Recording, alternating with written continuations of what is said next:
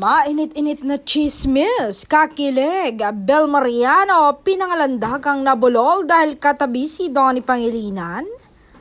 Kilig-kiligan at muli namang nabuhay ang mga Don Bell fans sa online world nitong linggo. Sa isang segment kasi na asap habang nagbabasa ng spiel ay biglang nabulol si Bel Mariano. Biglang natawa si Robby Domingo kaya pabiro niyang tinanong si Bel kung bakit ito nabulol at natameme. Mabilis ang pagsagot ni Bel Mariano kay Robby at bumanat ito ng kasi katabi ko siya, sabay dikit at tapik sa balikat ni Donnie Pangilinan.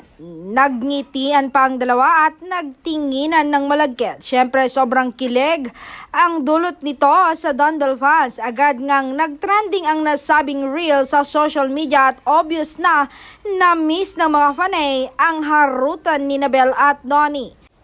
Nako, sana ngayong 2026 ay magkaroon na uli ng new project na magkapareha sina Bel at Donnie.